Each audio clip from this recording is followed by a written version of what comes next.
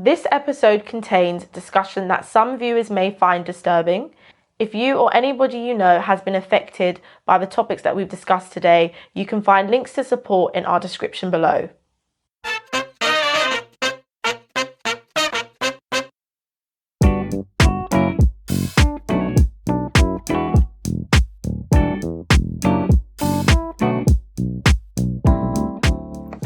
Hi, I'm Anissa. I'm Sophie Hannah. I'm Tatiana. And I am Nushy Rose. Hello and welcome to episode 54 of Ethnically Speaking, the show where we discuss issues affecting the UK's highly melanated communities, from pop culture to current affairs and everything in between. We always keep it 100, and today we're discussing women's safety on our streets. As many of you will have heard, on March the 3rd, marketing executive Sarah Everard was walking home alone at night on London's Clapham Common. She never made it home. Days later, her body was found in Kent, miles from where she was last seen, and a policeman has now been arrested on suspicion of murder. But this horrendous incident has given birth to a nationwide conversation about the safety of women on our streets. Across social media, women are coming to their platforms to share their experiences of being made to feel intimidated, catcalled, harassed by men, even assaulted, abused, and worse at their hands. These women are calling for reform in the way that we understand this issue. Others are less convinced and say that the way this debate is being framed suggests that all men are perpetrators of crimes against women. They say this is untrue and even discriminatory, and have co-opted the hashtag #NotAllMen in order to group together and make their stand. I know that I have many times, as I've walked home alone, felt scared and intimidated by men coming past and kissing their teeth, making sounds, or coming towards me in a way that suggests they're not just after a quick hello. And I wonder if you guys have also felt that same sort of fear and intimidation as you've walked around during the day or the night. I also think that the way this conversation has been framed up until now, and I'm sure you guys will agree, has been about women learning to protect themselves from male violence, rather than about men not behaving in a violent way towards women. And that's something I think is slowly changing. But the great thing about this debate, I think, is people are saying there'll finally be a kind of solution. And I wonder if any of us have ideas about what that might be. What does a future look like where women are no longer trapped or intimidated by this fear as they use their own public space and no longer have to feel this way at the hands of a fear caused by men? Yes, this is a very sad case, and I really feel sad for Sarah in this case. I was saddened by the fact that it was a police officer who was not in duty who committed this, allegedly. So we're just still finalizing the details. But I think there's a big conversation about safety of women in the streets. So I'm very proud to live here in Nottingham, where misogyny is now also classed as a hate crime, and we can report sexual assault or anything that can happen to us as women. And I think the conversation about safety for women on the streets is very directed to women, because we're the ones being told, stay on the phone with a friend if you're walking, check in with other people. And looking through the hashtag, not all men, but all women, I think it's very interesting, the dialogue and the conversations that most women have had in their families about being safe. And men are not having these conversations. Now, I'm not a man, and I'm not privy to everything they're taught, but it is very interesting that we focus more on safety being a female thing. And I don't see many men speaking about this because it doesn't affect them as much. So I think we need to look at how can we personally, how can we as women protect ourselves, but also how can we speak to the men in our lives to make sure that they keep other women safe. So in the case of Sarah, I don't know if anyone was around at that time when, she was allegedly taken by someone. So I think we have to look out as a community to each other and make sure that if we do see something that is questionable on the streets, that we keep an eye on people, whether they're men or female. I'm really sad for what happened to Sarah, as you said as well. I'm really sad that it had to happen to a white woman for us to have these conversations, because there have been cases of black women recently going missing in the United Kingdom or being suspicious deaths. There was a case of Blessing Olusegun, who was found by the seaside Her family was saying that, she had called them like in the middle of the night. She was found hours later. Some of her possessions weren't with her. There was some meters down and the police were just like, oh yeah, it's not suspicious. And I feel like if that had been a white woman, like Sarah, it would have been a completely different story. There were 2 sisters that were killed in North Wembley last year by a guy in a park. Again, didn't even see it in the front page of the news because it just seems like it's not as relevant when it's women of colour. So I think that this is a very long overdue conversation that we're having that needs to be had. And the point is that the UN said that 97% of women in the United Kingdom have said that they have suffered some sort of sexual assault or abuse. So that not all men hashtag, I have no time for it. I have no time for it because you're saying it's not all men, but it's 97% of women. So something's not adding up here. I'm not saying it is all men. I do not believe that all men assault or abuse. But if it's happening to 97% of women, then it's more men that are willing to stand up and say or do anything about it. And men need to be finding a way to talk to their brothers, to be talking to their work colleagues, talking to whoever it is that they need to about what it means when a woman says no, what consent is. There's all these conversations because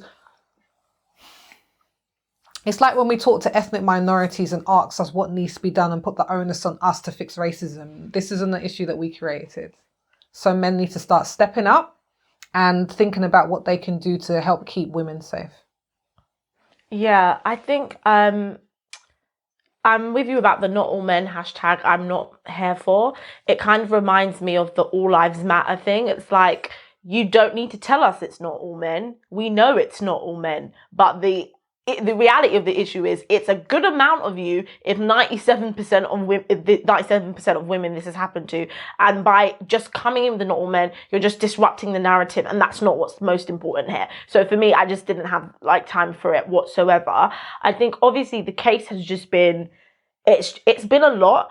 And, this will happen in South London. I'm a South London native. And so I will not lie to you, it has been incredibly tense in my neighborhood, to say for the least. Like, the police their visibility has increased in the last couple of weeks around us and everything like that. They're like everywhere around the streets at the moment, which I guess is fair. They're trying to do whatever, but it's just made everyone feel really tense right now. Like, I went to my sister's house the other day to go pick something up, and I left her house. It was like 4. I went at 2 and I left at 4 p.m. and she's still like, no, text me when you get home, because there's almost this anxiety now. Like, well, she was out at 9 p.m., which isn't even that late. So at this point, it can happen to absolutely anyone at any time. I am saddened that it took it happening to a white woman for people to see this, especially where this has been happening, or issues that have happened similar to this to women of colour have been so ignored.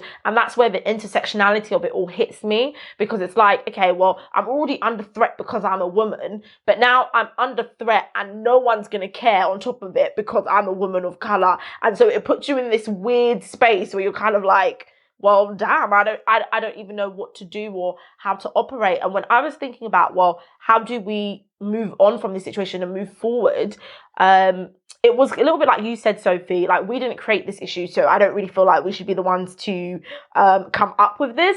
But then I did think, specifically for me, just when I'm thinking about the area I live in and the areas that I have lived in, the streets aren't very well lit, so it's like, okay, let's have some better lighting.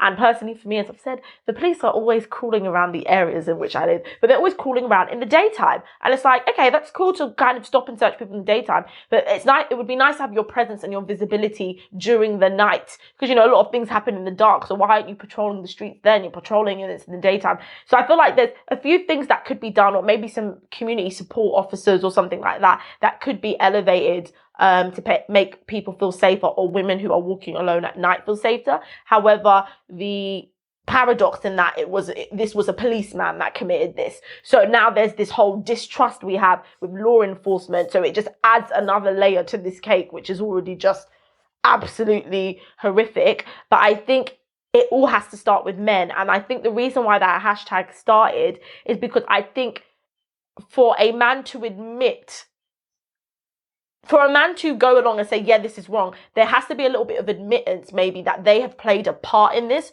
Not that they have maybe have sexually harassed a woman or been violent towards a woman, but they may have been complicit to that, either by way through their friends or things that they've seen. And I think a lot of people don't want to put their hands up and admit that maybe I stood by and saw something and should have intervened and I didn't, or maybe I've gone along, or maybe I have done this. They don't want to admit that, and I think that's where we're getting a little bit of the resistance from.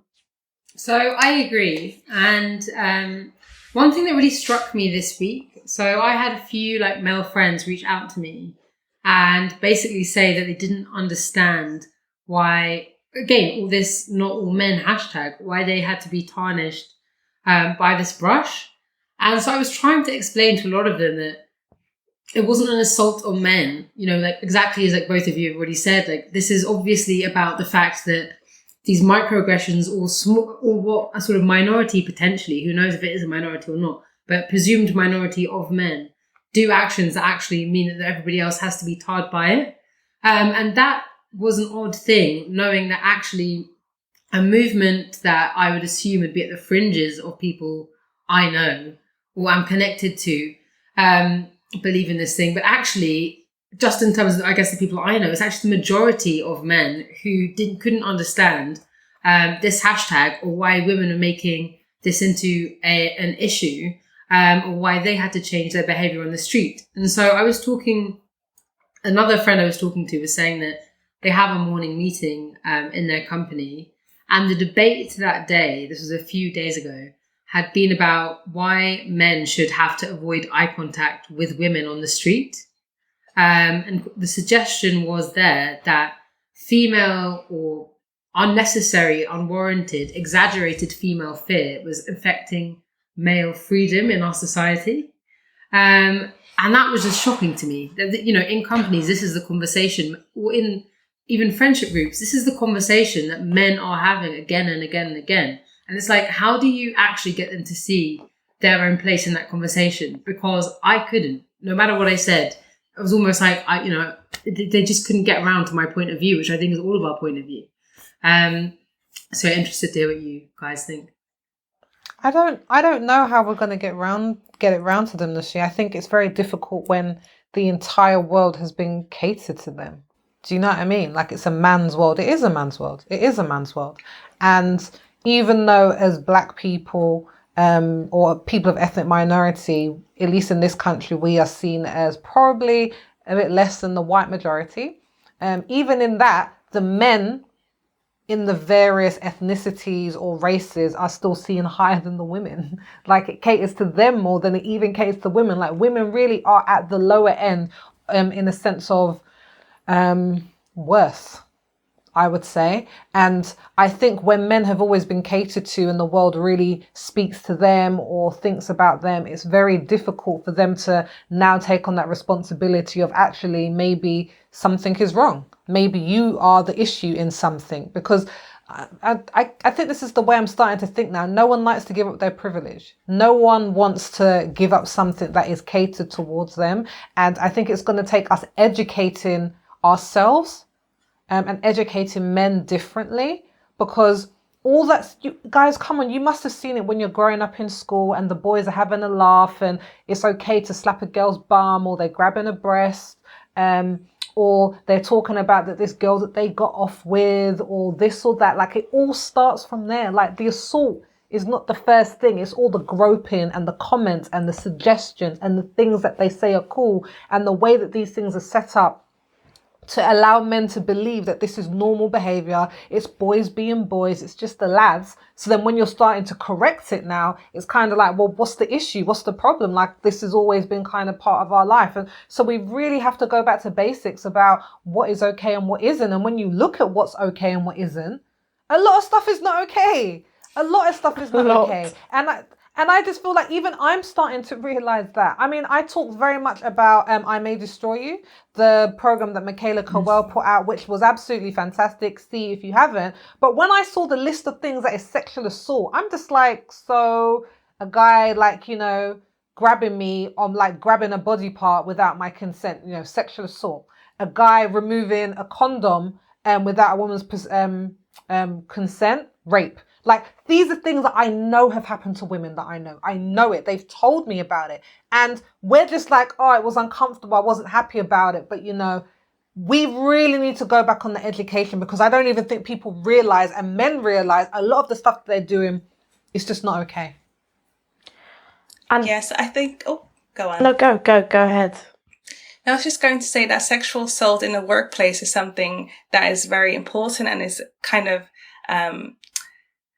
it's addressed more quickly and at a much better rate than in public. So I think, to Anisha's point earlier about, having police presence outside, I don't think that's the solution. I think we need to have better lit areas. We need to have more CCTV, because part of the images, we only saw like one picture of her. We also need to take notice of people who are, exposing themselves indecently in the streets and watching them. I think police need to take the claims of women more seriously, because from that, I forgot the name of the show now that you just mentioned. I May Destroy You.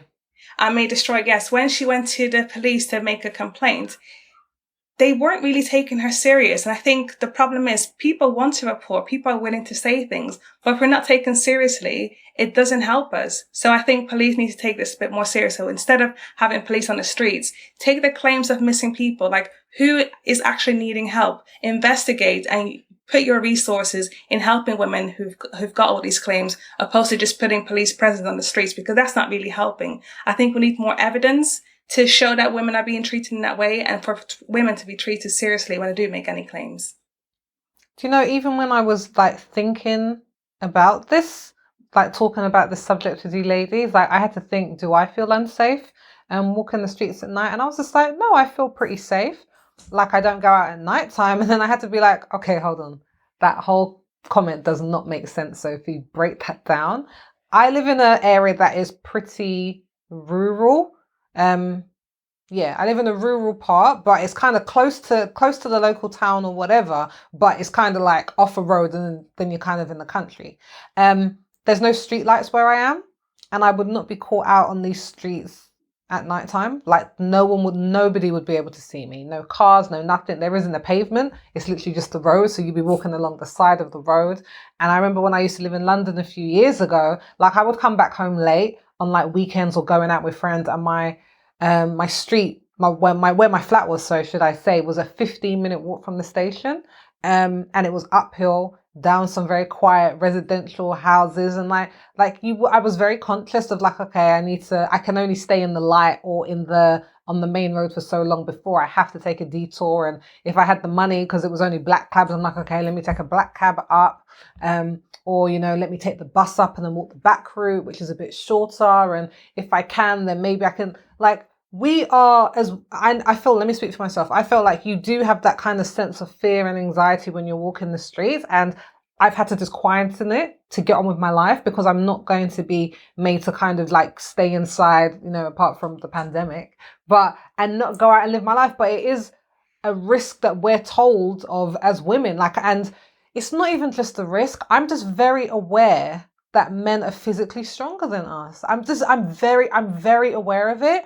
And that if a guy really wants to, there's nothing that I can do. Like, I'm sure every single one of you, unless you haven't, or maybe it's just me, like you've kind of fought with a guy before, like you kind of tussle and you have this thing. And then there can be this moment when they're kind of like, yeah, it's done now. And they'll just hold you. And you're just like, wow, like they're playing with me. I'm not playing with them. They're playing with me. Like, they're not putting their full strength on me, because if they really wanted to, they could take advantage. But I've been with guys who are not those sort of people, and they have chosen not to. But that physical strength of men, and I think that's what scares me, is that they can overpower us, and there's only so much that we can do. And I think, it can be a very scary reality being a woman sometimes. Yeah, I think I just completely agree. Go ahead. Go. Sorry. No, go. Oh no, go. what I was gonna say as well, like this idea, basically, Sophie, I totally agree with you about, men, even though we don't always realize it, men know they have the power. And so the other day I was saying to some friends, in my area, and in fact, most areas I've ever lived in, like maybe this is a London thing, but especially, this is very popular amongst like older men, like sort of in their 50s, but it's every single age group. They do the kissing your teeth as you walk past. And this is the most, it's irrespective of how attractive or whatever they are, but these are these people in society who, like, you know, they live at the fringes kind of vibe. And yet, like, that's the piece of power they know they can have over me. They know I'm going to recoil in horror or feel somehow intimidated by them. And so they'll do that. Or another thing that's super popular where I live is just men who have nothing to do, just drive around. They drive around in cars, playing music and basically shouting at women or beeping at women or like stopping, slowing down as you're walking past. And that is just like an everyday reality of like living in this part of London. And it's only after this whole debate has, like, literally in the last few days that I've realized that's not normal. And, you know, obviously there was that meme going around, which was about text me when you're home. And I was like, oh gosh, like, I don't know if I'm super interested in this, as in the meme, not the story. And then I went through and read sort of description, and I was like, wow, what this is saying is actually speaks to me so much, which is about the fact that we have normalized all these different things in the way we behave, in the way we walk around the streets. We have normalized fear in a way that it seems like it's just a sort of part of the fabric of society rather than something that is the result of a behavior that has been normalized for men towards women. You know, like, for example, I know if I walk down the street, and maybe there are other issues at play here, but if there are like builders, a building site kind of thing, even though it's very unlikely and nothing will happen, but I know they'll all just look at me because I'm a woman walking alone down that street. And so I'll always cross the road and walk in sort of a different way to kind of avoid the possibility, even though, you know, it also may not happen, but the possibility of any kind of objectification, just from sort of them stopping or looking at me or something that I find incredibly embarrassing and humiliating in a way. And as I say, it's only recently, as a result of the sort of conversations that have come out of Sarah's murder, that I've realized that these things aren't normal, that they are a result of these other factors. Yeah, and just to even jump off the back of you, Nushy, and answer the question that Sophie, I guess, raised about feeling safe walking home. I've never really felt safe walking home, but that's because I have like a hyper paranoia just in general that somebody is going to always do something to me. So I'm always just like on 10 in general. And me and my friends, like a lot of people here, you know, were the big text me when you get homers, but we also share our locations indefinitely with each other, and we've always done it for years. So at any given time, if I wanted to, I could track where they are and they can track where I am. But that was just born once again, just out of fear. And when like I was younger and I used to go out, you know, I've got twins, so usually it's not me walking by myself alone. So there's two of us, so I've never felt completely like threatened in that way. But if, for example, my sister didn't go out with me or she didn't come back with me and it was just me, I would then get hyper aware that, oh my gosh, it's just me as a young woman walking in the street. And when I used to live in Peckham, like the street that I lived in Peckham, it was so badly lit. I was like, yes, absolutely no way. It was off the main road, but I'd always be like, absolutely no way am I walking down the street. So I wouldn't walk on the pavement on either side of the road. I would walk straight down in the middle of the center of the road where the cars were coming. And so I would weave in and out of the cars because I was not going to either side of the pavement so that any crazy could come and grab me from any corner. I would walk specifically in the middle of traffic just so that I could be around light and be seen before I can hop into my house.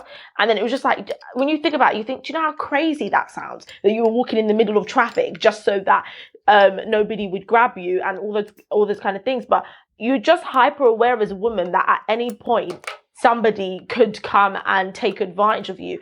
And me and my friends are talking about it. No matter if my location is being shared with all of them, no matter if I say I'm going to text someone and get home or do all these things, you know, all it takes is someone to do a very quick moment or to take my phone out of my hand and then to be able to take advantage of me, and I'm left defenseless. So the question isn't really for me, it's like, how can I defend myself? It's really like, can people stop doing things where I would need to defend myself, you know?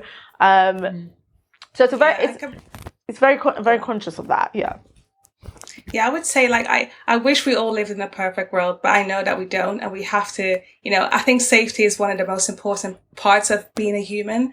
And personally, I've taken like self-defense classes, rape prevention classes. Not that it prevents you from being raped in an occasion, but it gives you some skills that are useful. So I really like watching thriller movies or true movies about, awful things that have happened to people. But I always look at those movies as a lesson, and I'm like, what would I do if I was in that situation? And I think the onus of the safety of women is not on women, but if we do get into that situation, I think it's important to be prepared just in case. So I remember when I was at uni, I was going home after the clubs by myself. I would always have something on me so that if anyone attacked me or anyone came too close or was uncomfortable, I could defend myself. So there's an element of having to be prepared to protect yourself, but also we should have the liberty to be safe on the streets wherever we go. But unfortunately, we have to have that balance and just keep in mind that we're always at risk no matter what.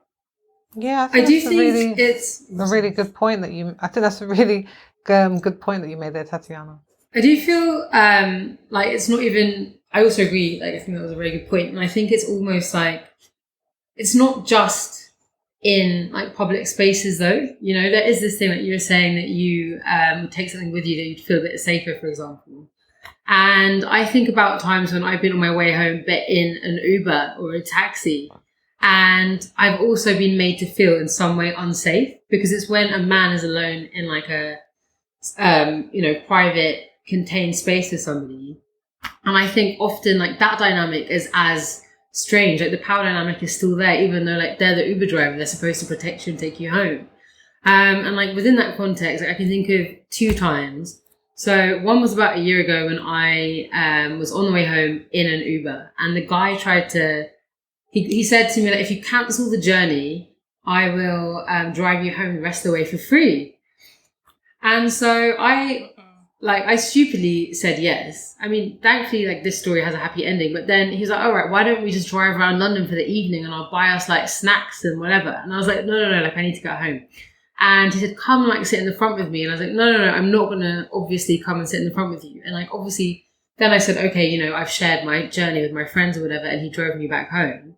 But that again, like, thankfully, as I say, nothing happened. But the fact that would even cross somebody's mind, like, clearly there was something sinister at play that I don't think I even really realized at the time. And the second time, again, I was on my way home. I had left a friend's house and my phone had died. And so they had ordered me an Uber on their phone. Yeah. And so I was standing outside their house, which was on a residential street, and they were in their house, and there was no traffic. And then suddenly the car, the Uber, drove past, waved at me and stopped. So obviously I assumed it must be the Uber. And so I get into the Uber, and then suddenly, like, driving, and I've always lived in Northwest London, pretty much. And suddenly I realized that we just passed Vauxhall Station, so South London. And I was like, wait a second. And I was like, are you the Uber driver? And because obviously my phone was dead. And he's like, no. And I was like, why are you driving me around? Like, where are you driving me to? And he's like, well, you got in the car. And I was like, this is just so, like, this whole situation is just mind-boggling. Anyway, I got him to stop the car, obviously. Thankfully, he finally did. And I paid him, again, bizarrely, to drive me home, even though just a random man in the car. But like that, again, is the same thing. Like, a woman wouldn't do that. It's that thing where I feel like men often flirt with the idea of doing something, even if they don't do it. Like, I think they, again, not all men, to use the hashtag I'm very against and the movement I'm against. And of course, as I say, I mean, it's like doesn't apply to all men. But the fact that in two of those instances, I don't think either of those men would have woken up that morning and thought, God, I'm going to do something terrible that day. And obviously they didn't. But the fact that they both kind of flirted with that idea, or even went as far as they did, I think there is always that thing when you know you're in control and the other person is weaker than you, and a woman if you're a man, where that could happen. And, two very different scenarios, but they did really make me think. I think those stories are harrowing, and I think I'm so glad that you're safe. And I think you need to drive. And I think you need to drive and stop. Do you trust me behind the wheel? I think it's safer. Yeah, from what you said, I think it's safer. All right, guys. Yeah. Sorry. No, go on. Thank you for watching and listening to episode 54 of Ethnically Speaking. But let's not end the conversation there. If you have experiences you want to share or views about how we might be able to make women feel safer in public places, or even if you're a defender of hashtag not all men, please let us know in the comments below and tell us what we're missing and how to enrich our worldviews. If you want even more from us, there's a link in the description below to Extra Ethnic, our weekly newsletter, and sign up there for even more content from the rest of the team.